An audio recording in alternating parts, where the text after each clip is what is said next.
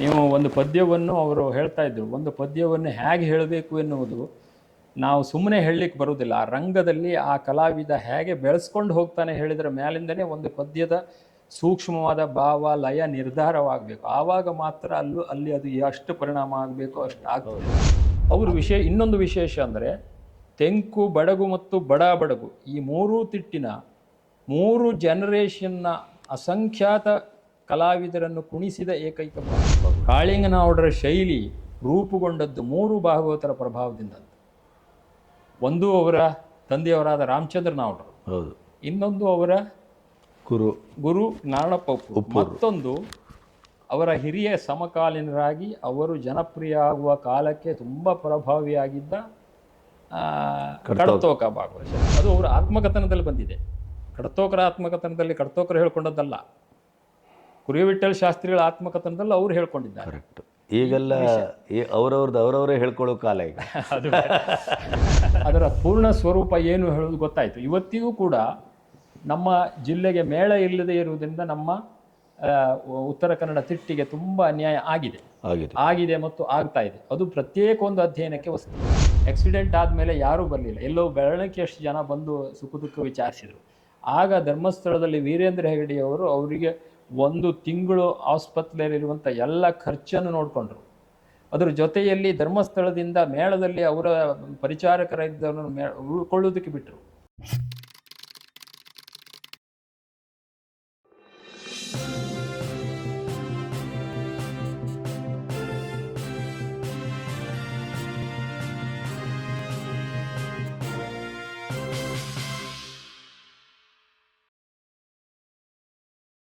ನೀವು ಕಂಡ ಹಾಗೆ ತಂದೆಯವರ ಈಗ ಬೌದ್ಧಿಕ ಕಂಠಶ್ರೀ 2 ತಿಟ್ಟುಗಳಲ್ಲಿ ಮಟ್ಟುಗಳಲ್ಲಿ ಅವರು ಏಕಪ್ರಕಾರದ ಆ ಸ್ಟಾರ್ ವ್ಯಾಲ್ಯೂವನ್ನು ಗಳಿಸ್ಕೊಂಡ ರೀತಿ ಮತ್ತು ಅದು ಅನನ್ಯವಾದಂಥ ಕಂಠ.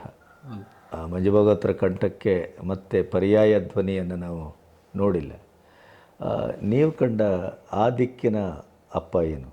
ನಾನು ಕಂಡದ್ದು ಅಂತಂದರೆ ಅವರು ಯಕ್ಷಗಾನದ ವಿಶೇಷವಾಗಿ ಅವರು ಮನೆಯಲ್ಲಿದ್ದಾಗ ಯಕ್ಷಗಾನದ ಅವರ ಕೆಲಸಗಳ ಬಗ್ಗೆ ಅವರು ತುಂಬ ಮಾತಾಡ್ತಾ ಇದ್ದಾರೆ. ಅವರು ರಂಗದ ಮೇಲೆ ಅವ್ರದ್ದು ಜೀವಂತವಾದಂಥ ಒಂದು ಪ್ರೆಸೆಂಟೇಷನ್ ವಿಶೇಷತೆ ಅಂತಂದರೆ ಅವ್ರದ್ದು ನಾನು ಗಮನಿಸಿದ್ದು, ಅವರು ಯಾವುದೇ ಪ್ರಸಂಗವನ್ನಾದರೂ ಸಾಹಿತ್ಯ ಕೇಂದ್ರಿತವಾಗಿ ನಡೆಸ್ತಾ ಇದ್ದರು. ನೀವು ಒಂದು ಪದ್ಯವನ್ನು ಅವರು ಹೇಳ್ತಾ ಇದ್ದರು, ಒಂದು ಪದ್ಯವನ್ನು ಹೇಗೆ ಹೇಳಬೇಕು ಎನ್ನುವುದು ನಾವು ಸುಮ್ಮನೆ ಹೇಳಲಿಕ್ಕೆ ಬರುವುದಿಲ್ಲ. ಆ ರಂಗದಲ್ಲಿ ಆ ಕಲಾವಿದ ಹೇಗೆ ಬೆಳೆಸ್ಕೊಂಡು ಹೋಗ್ತಾನೆ ಹೇಳಿದರೆ ಮೇಲಿಂದನೇ ಒಂದು ಪದ್ಯದ ಸೂಕ್ಷ್ಮವಾದ ಭಾವ ಲಯ ನಿರ್ಧಾರವಾಗಬೇಕು. ಆವಾಗ ಮಾತ್ರ ಅಲ್ಲಿ ಅದು ಎಷ್ಟು ಪರಿಣಾಮ ಆಗಬೇಕು ಅಷ್ಟು ಆಗ್ತದೆ ಅಂತ. ಆದ್ದರಿಂದಲೇ ಸಂಗೀತದ ಹಾಗೆ ಇದನ್ನು ಕೇವಲ ತಯಾರಿಯಿಂದ ಮಾಡುವಂಥದ್ದಲ್ಲ, ಅದು ಹೌದು ಭಾಗವತಿಕೆಯ ಒಂದು ಇದರ ಮೇಲಿಂದ ಆಗುವಂಥದ್ದು ಅಂತ. ಮತ್ತು ನಮ್ಮ ತಂದೆಯವರ ವಿಶೇಷತೆ ಏನಂತಂದರೆ, ಅದು ಈಗ ಯಕ್ಷಗಾನದ ಇತಿಹಾಸದಲ್ಲೇ ಬಹುತೇಕ ದಾಖಲೆ ಆಗದೆ ಹೋದಂಥದ್ದು. ತೆಂಕು ಬಡಗು ತಿಟ್ಟಿನಲ್ಲಿ ಭಾಗವತಿಕೆ ಮಾಡುವವರು ತುಂಬ ಜನ ಇದ್ದಾರೆ, ಆದರೆ ಪ್ರಭುತ್ವದಿಂದ ಪದ್ಯ ಹೇಳಿದವರು ಅವರೊಬ್ಬರೇ ಅಂತ ನಾವು ಎದೆ ತಟ್ಟಿ ಹೇಳ್ಬೋದು. ಹೌದು. ಅವರು ಇನ್ನೊಂದು ವಿಶೇಷ ಅಂದರೆ ತೆಂಕು, ಬಡಗು ಮತ್ತು ಬಡಾ ಬಡಗು ಈ 3 ತಿಟ್ಟಿನ 3 ಜನರೇಷನ್ನ ಅಸಂಖ್ಯಾತ ಕಲಾವಿದರನ್ನು ಕುಣಿಸಿದ ಏಕೈಕ ಭಾಗವತರು. ಈ ಉತ್ತರ ಕನ್ನಡದ ಮೂಡ್ಕಣಿ ನಾರಾಯಣ ಹೆಗಡೆ ಅವರು ಪರಮಹಾಸ್ಯಗಾರರಿಂದ ಶಿವರಾಮ ಹೆಗಡೆಯನ್ನು ಕುಳಿಸಿದ್ದಾರೆ. ಅತ್ಯಂತ ದಕ್ಷಿಣದ ತೆಂಕುತಿಟ್ಟಿನ ಅಳಕಿಯ ರಾಮಯ್ಯ ಮತ್ತು ಇವರನ್ನು ಕುರಿವಿಠ್ಠಲ ಶಾಸ್ತ್ರಿಗಳನ್ನು ಕೂಡ ಅವರು ಕುಣಿಸಿದ್ದಾರೆ. ಮಧ್ಯದಲ್ಲಿ ಹಾರಾಡಿ ರಾಮಗಾಣಿಗ, ಐರೋಡಿ ಗೋವಿಂದಪ್ಪಾದಿ ಮತ್ತು ವೀರಭದ್ರ ನಾಯಕರನ್ನು ಕುಣಿಸಿದ್ದಾನೆ. ಹೀಗೆ 3 ತಿಟ್ಟಿನ ಮುಂದಿನ ತಲೆಮಾರಿನ ಕಲಾವಿದರನ್ನು ಅವರು ಕುಣಿಸಿದ್ದಾರೆ. ಈ ಅನುಭವ ಅವರಿಗಿದ್ದರಿಂದ ಅವರ ಭಾಗವತಿಕೆ ಅತ್ಯಂತ ಶ್ರೀಮಂತವಾಗಿತ್ತು. ಮತ್ತು ಅವರ ತಲೆಮಾರಿನ ಕಲಾವಿದರಿಗೆ ಅವರ ಒಟ್ಟಿಗೆ ಕುಣಿಯುವಂಥ ಒಂದು ಸಮಸ್ಯೆಗೆ ಎಷ್ಟೋವರೆ ಕಾರಣ ಆದದ್ದು ಅದು ಆಗಿರಬಹುದು ಅಂತ ಅನಿಸ್ತದೆ. ಕಡತೋಕ ಭಾಗವತರ ಪದ್ಯಕ್ಕೆ ಕೆಲಸ ಮಾಡೋದು ಕಷ್ಟ ಯಾಕಾಯಿತು ಕೆಲವರಿಗೆ ಅಂತಂದರೆ, ಅವರು ಆ ಅನುಭವದ ನೆಲೆಯಲ್ಲಿ ಅವರು ಒಂದು ಪದ್ಯವನ್ನು ಹೇಳ್ತಾ ಇದ್ರು. ಮತ್ತು ಅವರ ಪ್ರಸಂಗ ಜ್ಞಾನ ಅಂತಂದರೆ, ಈಗ ಈ ಯಕ್ಷಗಾನದಲ್ಲಿ ಒಂದೊಂದು ಪ್ರಸಂಗಕ್ಕೆ ಈಗ ಬಡಗಿನಲ್ಲಿ ಒಂದು ಪ್ರತಿ ಆದರೆ ತೆಂಕಿನಲ್ಲಿ ಒಂದಿತ್ತು. ಹೌದು. ಈಗ ಉದಾಹರಣೆ ಕೃಷ್ಣಾರ್ಜುನ ಕಾಳಗ ತಗೊಂಡ್ರೆ ಬಡಗಿನಲ್ಲಿ ಆಡುವಂಥ ಪ್ರಸಂಗ ಪದ್ಯಗಳೇ ಬೇರೆ, ತೆಂಕಿನಲ್ಲಿ ಆಡುವಂಥ ಪ್ರಸಂಗ. ಅವರು ಎರಡೂ ತಿಟ್ಟಿನಲ್ಲಿ ಸಮಪ್ರಭುತ್ವ ಇದ್ದದ್ರಿಂದ ಅವರಿಗೆ ಆ ಪದ್ಯಗಳ ಸ್ವರೂಪ ಗೊತ್ತಿತ್ತು ಮತ್ತು ಯಾವ ಸಂದರ್ಭದಲ್ಲಿ ಯಾವ ಪ್ರತಿಯಲ್ಲಿ ಒಳ್ಳೆ ಪದ್ಯ ಇದೆ, ಯಾವುದರಲ್ಲಿ ಇಲ್ಲ ಅನ್ನೋದು ಅವ್ರಿಗೆ ಗೊತ್ತಿತ್ತು. ಅದರಿಂದ ಅವರು ಅಲ್ಲಿಂದ ಇಲ್ಲಿಗೆ ತಗೊಂಡು ಪದ್ಯವನ್ನು ಹೇಳಿದಾಗ ಎಷ್ಟೋ ಬಾರಿ ಕಲಾವಿದರುಗಳು ಕಕ್ಕಾಬಿಕ್ಕಿಯಾಗಿರ್ತದೆ, ಯಾಕೆಂದರೆ ಅವರಿಗೆ ಅದು ಗೊತ್ತಿರ್ತಾ ಇರಲಿಲ್ಲ. ಹಾಗಾಗಿ ಅವರ ಒಟ್ಟು ಬದುಕು ಒಬ್ಬ ಆದರ್ಶ ಭಾಗವತ ಹೇಗಿರಬೇಕು ಎನ್ನುವುದಕ್ಕೆ ಒಂದು ಮಾಡೆಲ್ ಅಂತ ಹೇಳ್ಬೋದು.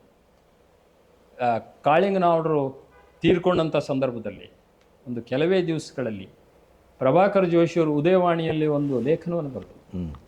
ತುಂಬ ಚಾರಿತ್ರಿಕವಾದ ಲೇಖನ ಅದು. ಅದನ್ನು ನಮ್ಮ ಯಕ್ಷರಂಗದಲ್ಲಿ ನಾವು ಮತ್ತೆ ಪ್ರಕಟ ಮಾಡಿದ್ದೇವೆ, ನಾವುಡರಿಗೆ ಶ್ರದ್ಧಾಂಜಲಿ ಮಾದರಿ.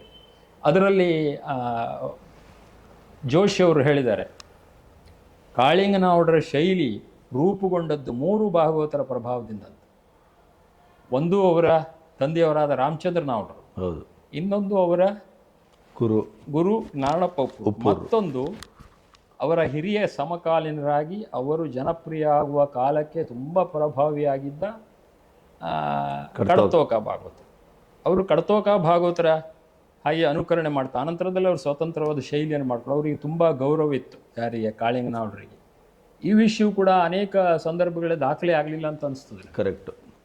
ಕಾಳಿಂಗನವರ ವಿಷಯ ಬಂದಾಗ ಉಪ್ಪೂರು ಮತ್ತು ರಾಮಚಂದ್ರನವರ ವಿಷಯವೇ ಹೆಚ್ಚಾಗಿ ಬರ್ತದೆ ಹೊರತು ಅದು ಅವರ ಮೇಲೆ ಕಡತೋಕರ ಪ್ರಭಾವ ಇದೆ ಎನ್ನುವುದನ್ನು ಪ್ರಥಮತಃ ಹೌದು ಅದನ್ನು ಹೇಳಿದವರು ಜೋಶಿ ಅವರು ಅಂತ ನಾವು ಹೇಳ್ಬೋದು. ಮತ್ತೆ ಕಡತೋಕ ಅವರೇ ಆಡಿಸಬಹುದಾದ ಪ್ರಸಂಗಗಳು ಅಂತ ಒಂದು ಬಹಳ ದೊಡ್ಡ ಪ್ರತೀತಿಯೇ ಇತ್ತು.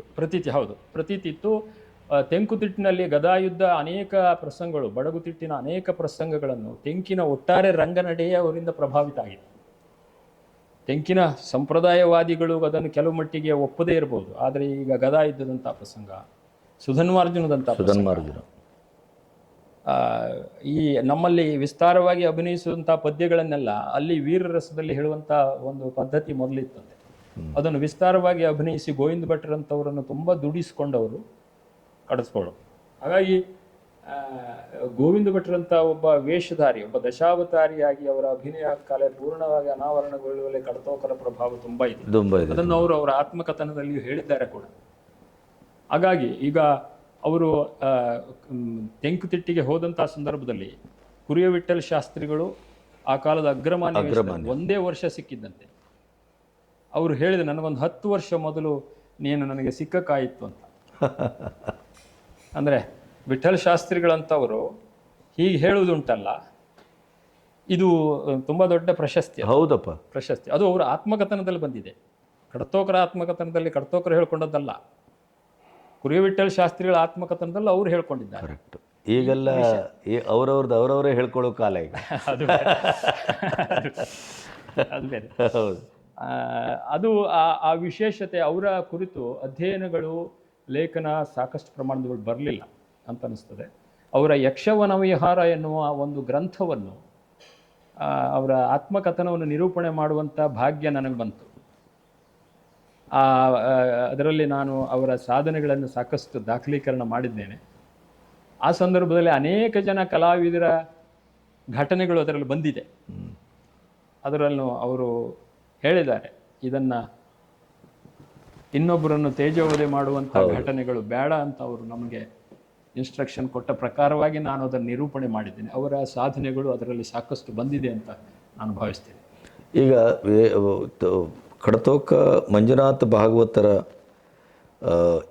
ಒಂದು ರೀತಿಯ ಏನು ಸಮಗ್ರ ಒಬ್ಬ ಭಾಗವತರವರು. ಉತ್ತರ ಕನ್ನಡದಲ್ಲಿ ಹುಟ್ಟಿದ್ದು ಅವರಿಗೆ ವರ ಆಯಿತು, ಶಾಪ ಆಯಿತು? ಇದು ತುಂಬ ಜಟಿಲವಾದಂಥ ಪ್ರಶ್ನೆ. ಈ ಯಕ್ಷಗಾನದ ಸಂದರ್ಭದಲ್ಲಿ ನಾವು ತಿಟ್ಟು ಮಟ್ಟುಗಳ ಒಂದು ತಿಣುಕಾಟದಲ್ಲಿರ್ತೇವೆ.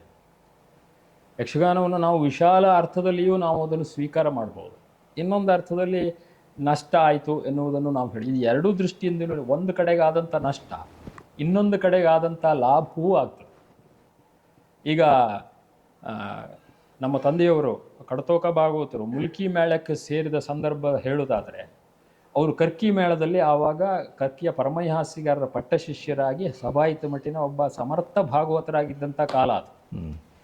ಆಗ ಹಳದಿಪುರದಲ್ಲಿ ಅವರು ಶಿಕ್ಷಕರಾಗಿದ್ದರು. ಮುಲ್ಕಿ ಮೇಳದ ಶಾಲಾ ಶಿಕ್ಷಕರಾಗಿದ್ದರು. ಮುಲ್ಕಿ ಮೇಳದ ಆಟ ಆಗಿತ್ತಂತ ಅವಾಗ ಈಗಿನ ಹಾಗಲ್ಲ. ಥಿಯೇಟರ್ ಆಟ ಒಂದು 2 ದಿನ ಬಿಟ್ಟು ದಿವಸಕ್ಕೆ ಒಂದು 3-4 ಆಟವನ್ನು ಒಂದು ಕಡೆಯಲ್ಲಿ ಮಾಡೋದು. ಹೌದು. ಮೊದಲನೇ ದಿವಸ ಬಂದಾಗ ಯಾರೋ ಇವರಿಗೆ ಪರಿಚಯ ಮಾಡಿಸಿದ್ರು. ಇವರು ಕರ್ಕಿ ಮೇಳದ ಭಾಗವತರು, ಒಳ್ಳೆ ಭಾಗವತರಾಗಿದ್ದರು. ಯಾಕೆಂದರೆ ನಮ್ಮ ಅಜ್ಜ ಶಂಭು ಭಾಗವತರು ಕರ್ಕಿಯ ಪರಮಹಾಸ್ಯಗಾರರಿಗೆ ಭಾಗವತರಾಗಿದ್ದಂತ. ಆದ್ರೆ ಮಾಡಿ ನಾರಾಯಣ ಭಟ್ರು ಅಂತಿದ್ರು, ಪೆರವಡಿ ನಾರಾಯಣ ಭಟ್ರು. ಅವರು ಪಾಪಣ್ಣಕ್ಕೆ ಜನಜನಿತ ಆದಂಥವ್ರು. ಅವರು ಪದ್ಯ ಹೇಳಿ ಅಂತ ಹೇಳಿದ್ರು.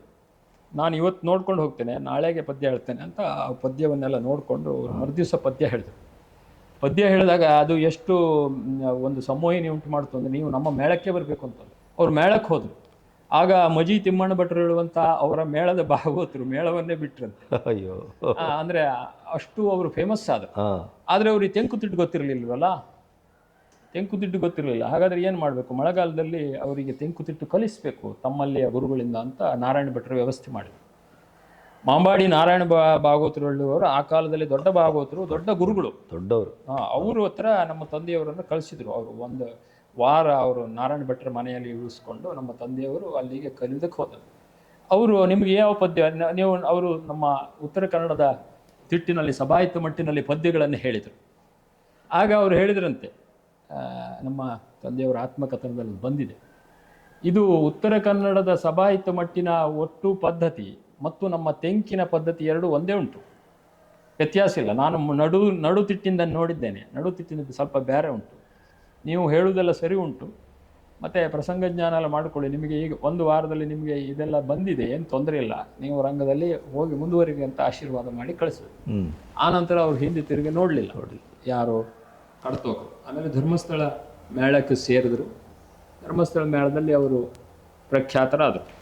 ಹೀಗೆ ಅವರ ಸಾಧನೆಗಳು ಅದೊಂದು ತುಂಬ ದಾಖಲೀಕರಣ ಆಗಬೇಕಾದಂಥ ಒಂದು ಸಂಗತಿ ಅಂತ ನನಗೆ ಅನಿಸ್ತದೆ. ಬಹುಶಃ ದಕ್ಷಿಣ ಕನ್ನಡದಲ್ಲಿ ಅವರು ಹುಟ್ಟಿ ಬೆಳೆದದ್ದಾಗಿದ್ದರೆ, ಈಗ ಅವರು ಹೋದದ್ರಿಂದ ನಮ್ಮಲ್ಲಿಗೆ ನಷ್ಟ ಆಯಿತು ಅಂತಲೂ ನಾವು ವಾದಿಸಬಹುದು. ಆದರೆ ತೆಂಕಿನಲ್ಲಿ ಎಂಥ ಕ್ರಾಂತಿ ಆಯಿತು ಅಂತಂದರೆ, ತೆಂಕಿನಲ್ಲಿ ಅಭಿನಯ ಪರಂಪರೆ ಹೇಳುವುದೇ ಒಂದು ದೃಷ್ಟಿಯಿಂದ ಹಿಂದೆ ಸರಿದಿತ್ತು ಆ ಕಾಲ. ಹೌದು. ಅಂದರೆ ತೀರಾ ಹಿಂದೆ ಅಳಿಕೆಯ ರಾಮಯ್ಯರಯ್ಯ ಕುರಿಯ ವಿಠ್ಠಲ ಶಾಸ್ತ್ರಿಗಳ ಕಾಲದಲ್ಲಿ ಇದ್ದಂಥ ಒಂದು ಅಭಿನಯ ಪರಂಪರೆ ಶೇಣಿ ಸಾಮುಗರ ಯುಗದಲ್ಲಿ ಸ್ವಲ್ಪ ಹಿನ್ನಡೆಯಾಯಿತು. ಮಾತಿಗೆ ಮಹತ್ವ ಬಂತು, ಮಾತು ಮುಂದಾಯಿತು. ಆ ಮಾತಿನಿಂದಾಗಿ ತಾಳಮದ್ಲೆ ಕ್ಷೇತ್ರ ಶ್ರೀಮಂತವಾದರೂ ಕೂಡ ಯಕ್ಷಗಾನದ ರಂಗಸ್ಥಳದಲ್ಲಿ ಅಭಿನಯ ಹಿನ್ನೆಲೆಗೆ ಸರಿತು. ಆವಾಗ ಕಡ್ತೋಕರ್ ಅಂತವರು, ಅಂದರೆ ಉತ್ತರ ಕನ್ನಡದ ಅಭಿನಯ ಪರಂಪರೆಗೆ ಪದ್ಯ ಹೇಳಿ ಅನುಭವ ಇದ್ದವರು ತೆಂಕುತಿಟ್ಟಿಗೆ ಪ್ರವೇಶ ಮಾಡಿದ್ದು. ಅಲ್ಲಿ ಅಭಿನಯ ಪರಂಪರೆ ಮತ್ತೆ ಹೊಸ ರೂಪ ಪಡೆದು ಮತ್ತೆ ವಿಜೃಂಭಿಸುವುದಕ್ಕೆ ಅದು ಕಾರಣ. ಇದು ತೆಂಕುತಿಟ್ಟಿಗೆ ಆದಂಥ ಲಾಭ. ಉತ್ತರ ಕನ್ನಡಕ್ಕೆ ಒಂದು ಪ್ರಮಾಣದಲ್ಲಿ ನಷ್ಟ ಆಯಿತು ಅಂತ ನಾವು ಹೇಳಿದ್ರು ತಪ್ಪಾಗ್ಲಿಕ್ಕಿಲ್ಲ. ಯಾಕೆಂದರೆ ವಸ್ತುನಿಷ್ಠವಾಗಿ ನಾವು ಹೇಳಬೇಕಾದ್ರೆ ಉತ್ತರ ಕನ್ನಡಕ್ಕೆ ನಷ್ಟ ಆಯಿತು ಅಂತಲೇ ಹೇಳ್ಬೋದು. ಯಾಕೆಂದರೆ ಸಭಾಹಿತ ಮಟ್ಟಿನಲ್ಲಿ ಪ್ರವೀಣರಾದಂಥ ಅವರು ನಿರಂತರವಾಗಿ ದಕ್ಕಲಿಲ್ಲ, ಇಲ್ಲಿ ದಕ್ಕಲಿಲ್ಲ. ಕರ್ಕಿ ಮೇಳದ ಹಿನ್ನಡೆಗೆ ಒಂದರ್ಥದಲ್ಲಿ ಅವರು ತೆಂಕಿಗೆ ಹೋದದ್ದು ಒಂದು ಕಾರಣ ಆಯಿತು ಅಂತ ಹೇಳ್ಬೋದು. ಆದರೆ ಆ ಕಾಲದಲ್ಲಿ ಪ್ರಥಮತಃ ನಮ್ಮ ಉತ್ತರ ಕನ್ನಡದಲ್ಲಿ ಮೇಳಗಳಿರಲಿಲ್ಲ, ಪೂರ್ಣ ಪ್ರಮಾಣದ ಮೇಳಗಳಿರಲಿಲ್ಲ. ಆದ್ದರಿಂದ ತನ್ನ ಬದುಕನ್ನು ಯಕ್ಷಗಾನದಿಂದಲೇ ಕಟ್ಟಿಕೊಳ್ಳುವಂತಹ ಕಲಾವಿದನಿಗೆ ದಕ್ಷಿಣ ಕನ್ನಡದ ಮೇಳಗಳಿಗೆ ಹೋಗುವ ಅನಿವಾರ್ಯತೆ ಇತ್ತು. ಆಗ ದಕ್ಷಿಣ ಕನ್ನಡಕ್ಕೆ ಹೋದಂತಹ ಪ್ರಥಮ ಕಲಾವಿದ ಉತ್ತರ ಕನ್ನಡದಿಂದ ಕಡ್ತೋಕ ಮಂಜುನಾಥ. ಆನಂತರದಲ್ಲಿ ಎಲ್ಲರೂ ಹೋದರು. ಹಾಗೆ ಎಲ್ಲರೂ ಹೋದ ಮೇಲೆ ಅದರ ಪೂರ್ಣ ಸ್ವರೂಪ ಏನು ಹೇಳೋದು ಗೊತ್ತಾಯಿತು. ಇವತ್ತಿಗೂ ಕೂಡ ನಮ್ಮ ಜಿಲ್ಲೆಗೆ ಮೇಳ ಇಲ್ಲದೆ ಇರುವುದರಿಂದ ನಮ್ಮ ಉತ್ತರ ಕನ್ನಡ ತಿಟ್ಟಿಗೆ ತುಂಬ ಅನ್ಯಾಯ ಆಗಿದೆ ಮತ್ತು ಆಗ್ತಾ ಇದೆ. ಅದು ಪ್ರತ್ಯೇಕ ಒಂದು ಅಧ್ಯಯನಕ್ಕೆ ವಸ್ತು. ಮಂಜು ಭಾಗವತರು ಯಕ್ಷಗಾನದಿಂದ ಕೊನೆಗೂ ಅವರು ಪಡೆದದ್ದೇನು ಅಂತ ಬಂದಾಗ ನಿಮಗೇನು ಅನ್ನಿಸ್ತದೆ? ನನಗೆ ಅತ್ಯಂತ ತೃಪ್ತಿ ಇದೆ.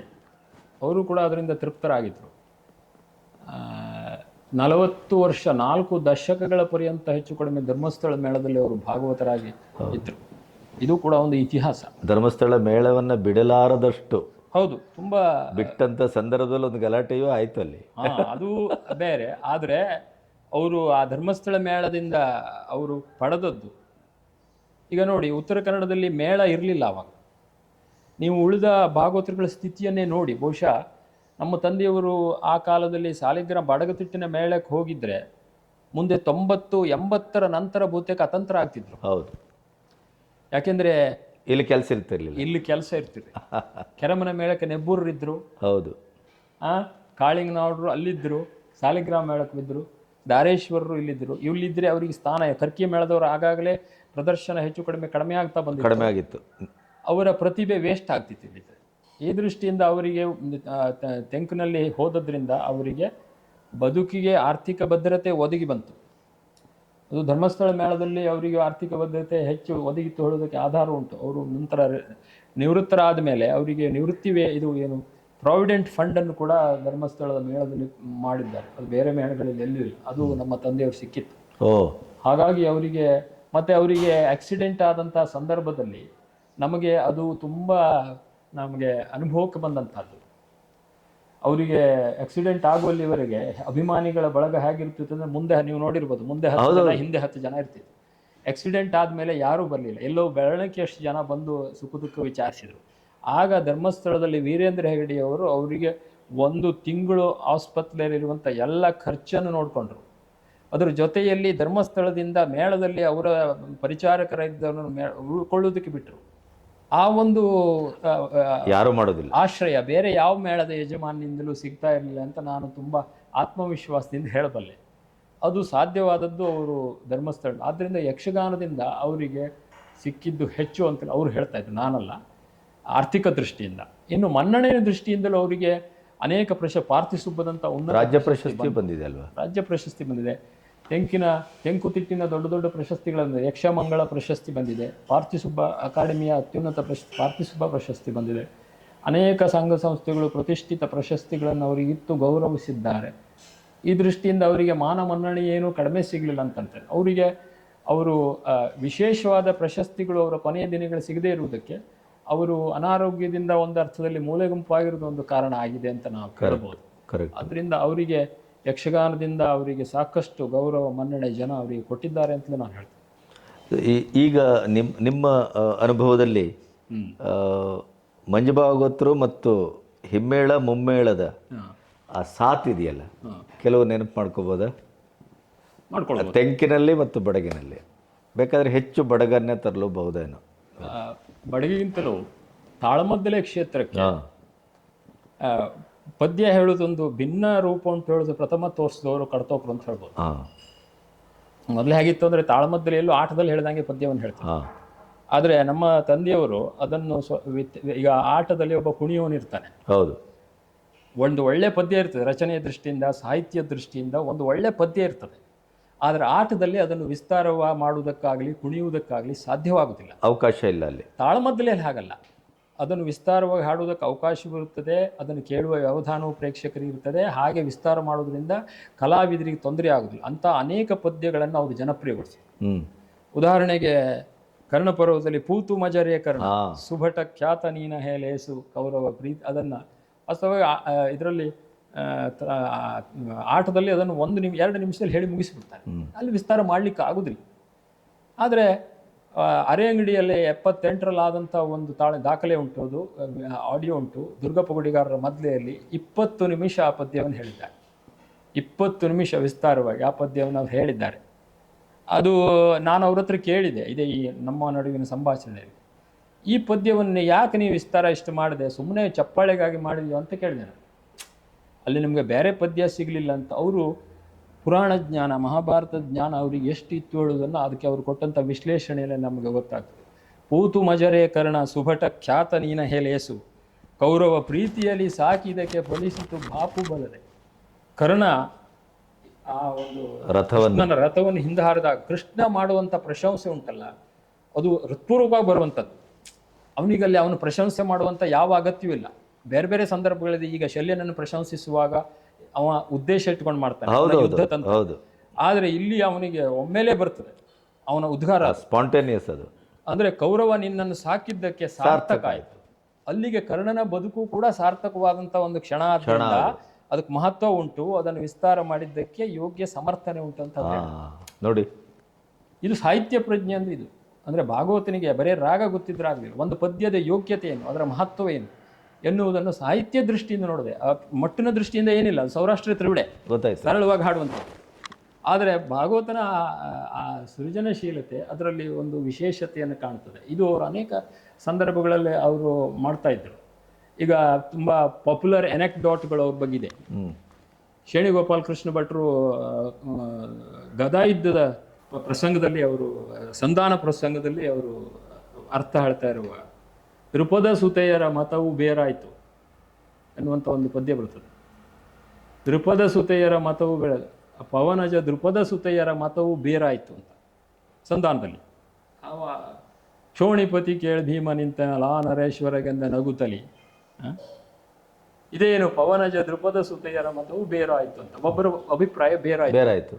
ಅದನ್ನು ಅವರು ಶ್ಲೇಷೆಯಾಗಿ ತೆಗೆದುಕೊಂಡು ಕಡ್ತೋಕರು ಪವನಜ ದೃಪದ ಸುತೆಯರ ಮತವು ಬೇರು ಆಯಿತು, ರೂಟನ್ನು ಬೇರು ಆಯಿತು, ಇಡೀ ಕುರುಕ್ಷೇತ್ರ ಯುದ್ಧಕ್ಕೆ ಇವರಿಬ್ಬರ ಮತವೇ ಬೇರು ಆಯಿತು ಅಂತ ಹೇಳಿದರೆ ಆಗ ಶೇಣಿಯವರು ಅದರಿಂದ ತುಂಬ ಸ್ಫೂರ್ತಿ ಅದನ್ನು ಹೊಂದಿ ಅದನ್ನೇ ಆಧರಿಸಿ ತುಂಬ ಮನೋಜ್ಞವಾಗಿ ಅರ್ಥ ಹೇಳಿದರು ಅಂತ ಜನ ಹೇಳಿದ್ದನ್ನು ಕೇಳಿದ್ದೆ. ನೋಡಿ ಹೇಗಿದೆ ಸಾಹಿತ್ಯದ